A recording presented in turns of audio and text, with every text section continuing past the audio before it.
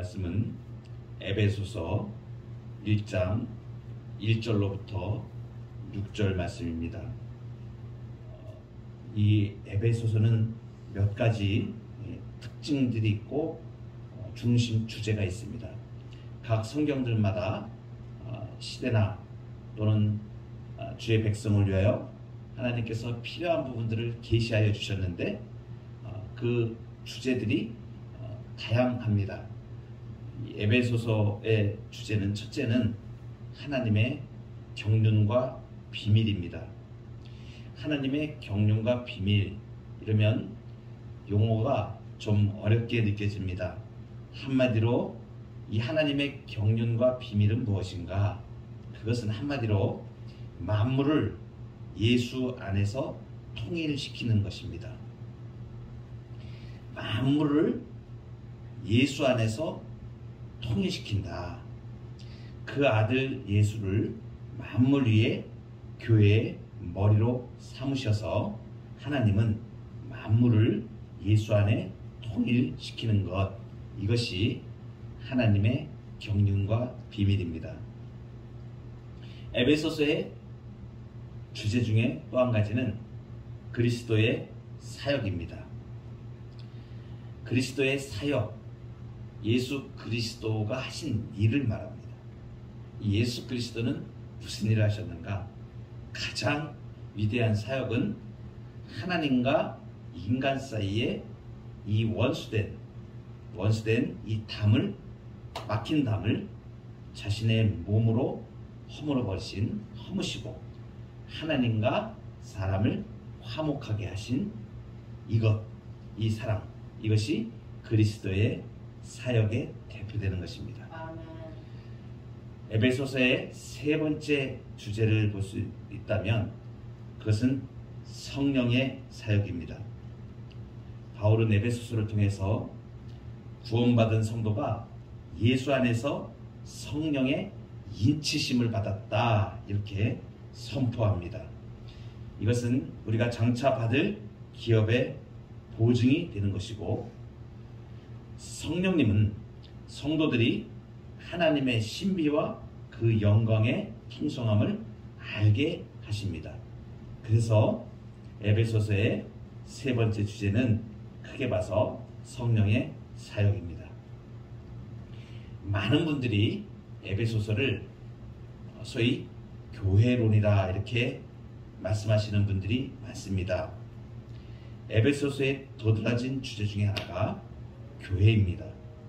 교회는 그리스도의 몸으로서 만물을 충만케 하시는 그분의 충만이라고 말씀합니다. 그래서 충만한 존재로서의 교회입니다. 이렇게 에베소서의 주제를 크게 네 가지로 살펴보았습니다.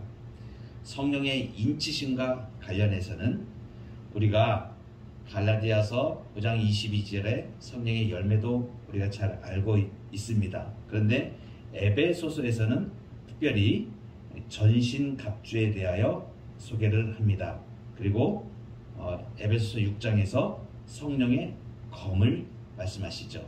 그래서 이 에베소서 6장을 들어갈 때는 나중에 따로 하나님의 전신갑주에 대하여 세부적인 내용들을 은혜를 같이 누리는 그러한 시간을 또 갖도록 하겠습니다. 이렇게 기대가 되고 하나님께서 우리에게 이렇게 놀라운 계시의 말씀으로 주신 이 에베소서를 통하여 우리 교회가 하나님과 예수 그리스도와 성령님의 그 놀라우신 사역들을 우리가 받고, 그리고 그 안에 풍성히 거하며 또 교회의 머리가 되신 우리 주 예수 그리스도의 은혜를 따라서 이제 이 시대에 정말 든든히 하나님의 말씀과 은혜 가운데 거하여가는 우리 교회가 되기를 소망합니다. 오늘 에베소서 1장 1절, 하나님의 뜻으로 말미암아 그리스도 예수의 사도된 바울, 이렇게 자신을 바울은 소개하고 있습니다. 사도라고 얘기할 때 원어로는 아포스톨로스 이렇게 얘기를 합니다. 아포스톨로스, 보냄을 받은 자 이런 뜻입니다. 바울이 사도라는 것을 굉장히 여러 서신에서 강조를 하고 있습니다. 이 바울은 어떤 사람입니까? 예수 그리스도를 핍박하던 사람입니다. 예수 믿는 자를 잡아 죽이려고 예루살렘에서 공문을 받아가지고 다메섹에 내려가다가 그 다메섹으로 가는 도중의 길에서 예수님을 만나게 됩니다. 부활하신 예수님이 나타나셔서 나는 네가 핍박하는 예수다. 이 바울이 거기서 예수님을 만나고 인생에서 완전한 회심을 경험을 하고 주님으로부터 직접 사도로 명함을 받은 사람입니다. 그래서 이 바울은 서두에 하나님의 뜻으로 말미암아 그리스도 예수의 사도가 되었다라고 말씀하십니다.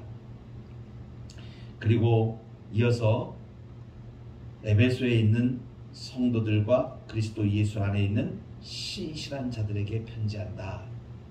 이 말씀을 받는 주의 백성들은 신실한 백성들입니다. 하나님의 말씀을 하나님의 말씀으로 받는 사람들입니다. 오늘 성도들, 이 성도라고 하는 바울이 자주 표현하는 이 성도라는 표현이 있는데, 이것은 하나님과의 언약 관계에 있는 선택받은 거룩한 사람들을 가리킵니다. 성도, 이거 한자로 얘기하면 거룩한 무리 이렇게 되는데, 하나님과의 그 언약 관계에 있는 선택받은 거룩한 사람들이라는 뜻입니다. 이제 에베소 교회에 사도 바울이 자신의 사도됨과 그리고 우리 아버지와 주 예수 그리스도로부터 은혜와 평강이 너에게 있을지어다, 이렇게 문안 인사로 시작을 합니다. 그리고 이제 3절부터 하나의 시처럼 이렇게 한 문장으로 쭉 나가는 그러한 문장을 우리가 볼 수가 있는데, 찬송하리로다 하나님 곧 우리 주 예수 그리스도의 아버지께서 그리스도 안에서 하늘에 속한 모든 신령한 복을 우리에게 주시되 이랬습니다. 지금 바울이 말하고 있는 것이 무엇인가? 그것은 하나님의 계획대로 주신 복, 이것을 지금 말하고 있습니다. 하늘에 속한 신령한 복, 이렇게 말합니다.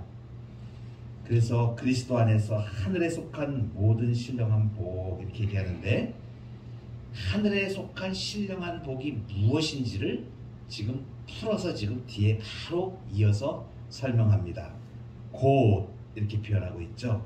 그러면 하늘에 속한 신령한 복은 구체적으로 무엇을 말하는 것인가? 곧 창세전에 그리스도 안에서 우리를 택하사 이랬습니다. 우리가 선택받은 것이 하늘에 속한 신령한 복입니다. 하나님이 선택하셨다. 이 선택은 영원 전에 하나님께서 행하신 행동입니다. 시공간이 창조되기 전에 벌써 그 영원 속에 하나님만이 홀로 온전한 존재로 계셨을 때부터 지금 나의 구원은 이미 하나님의 뜻에 순화하여 있었다.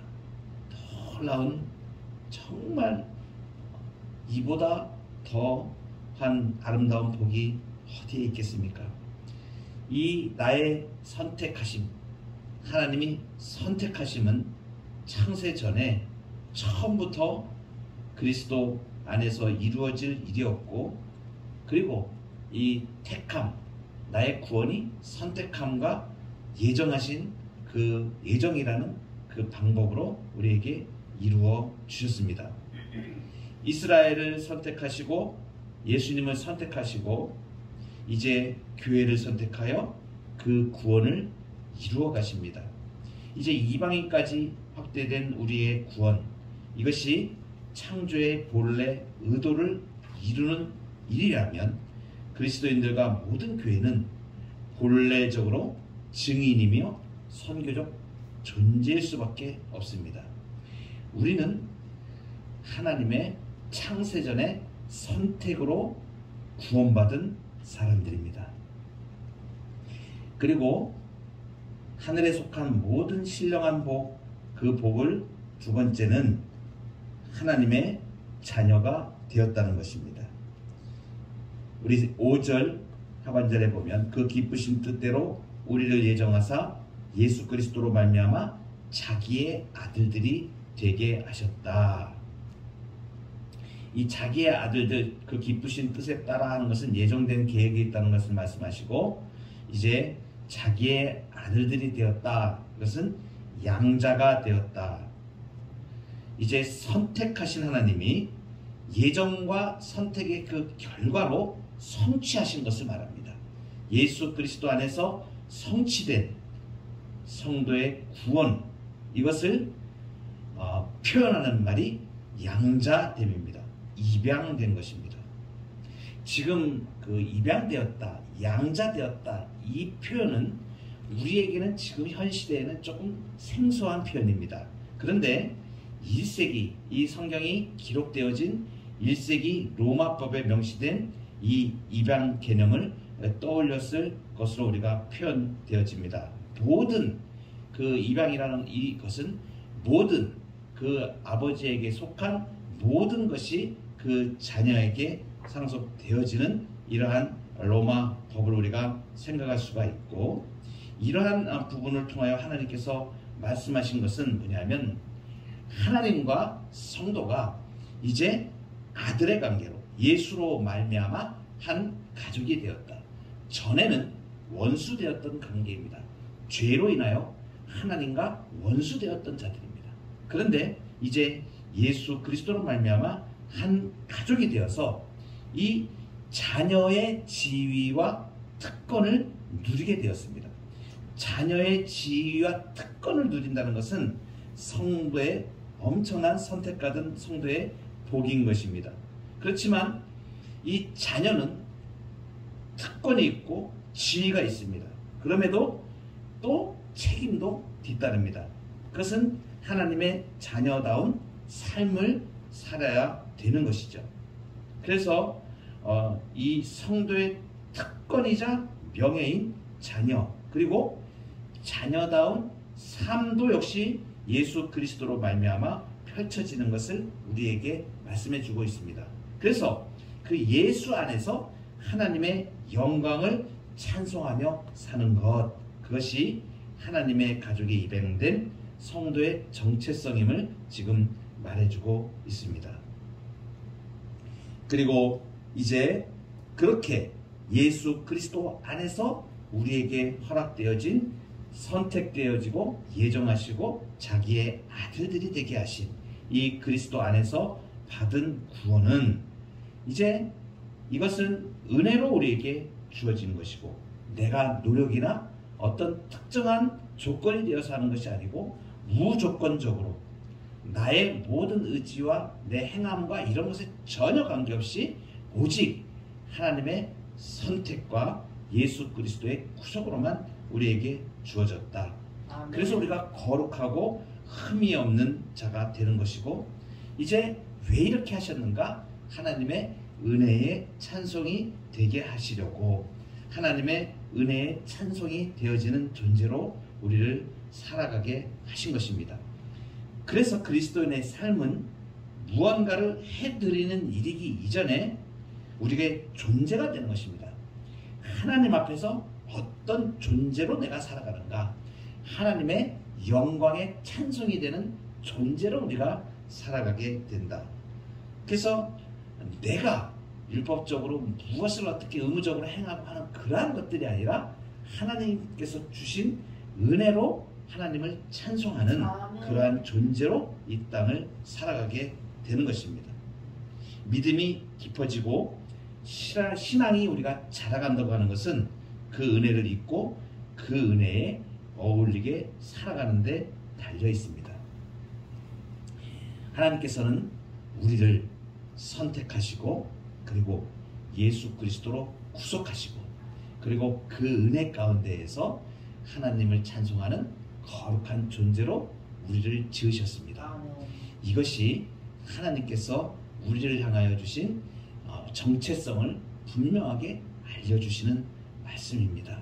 이제 주 예수 그리스도로부터 은혜와 평강이 너에게 있을지어다. 이렇게 사도 바울이 처음 에베소 교회에 향하여 이 선언을 하면서 시작을 합니다. 인사를 했습니다. 주 예수 그리스도로부터 은혜와 평강이 너에게 있을지어다. 이 은혜와 평강은 우리 주 예수 그리스도로부터 주어진 것입니다. 이렇게 하나님을 찬양하는 존재로 살아가는 것만이 하나님께서 허락하여 주신 평강 가운데 이 땅의 복 가운데 살아갈 수 있는 길임을 우리에게 말씀해 주고 계십니다. 하나님의 선택과 예정함을 입어 택정함을 입어 하나님의 백성된 주의 백성들 신분 자체가 이 세상에 속한 것과는 비교할 수 없는 하나님의 친자녀, 하나님의 자녀 되어서 아들들이 되어서 이제 하나님 안에 있는 아들에게 주시는 놀라운 복과 은혜를 이 땅 가운데 살아가게 하셨는데 그 모든 것이 예수 그리스도를 통하여 예수 그리스도로부터 우리에게 그 은혜와 평강이 주어지는 것입니다. 그래서 예수님과 동행하면 복된 삶이라고 얘기하고 평강된 삶이라고 얘기하고 세상이 아무 것으로도 만족할 수 없는 참된 만족과 주님께서 베풀으시는 그 평강으로 우리가 이 땅을 살아갈 수 있습니다. 오늘 에베소 교회에 주시는 이 말씀이 우리 교회에도 여전히 정말 우리에게 복이 되어지고 은혜가 되어지고 우리 마음속에 하나님이 나를 영원전에 창세전에 택정하시고 우리에게 그 은혜를 예수 그리스도로 구속하여 성령의 인치신 가운데 우리가 은혜로 거하여 갈 수 있도록 베풀으신 하나님의 사랑과 은혜에 감격하며 감사하며 오늘도 이 한 달 9월 한 달도 그 하나님의 은혜 가운데 온전히 거하여 가는 저와 여러분 되기를 주의 이름으로 축원합니다. 기도하시겠습니다.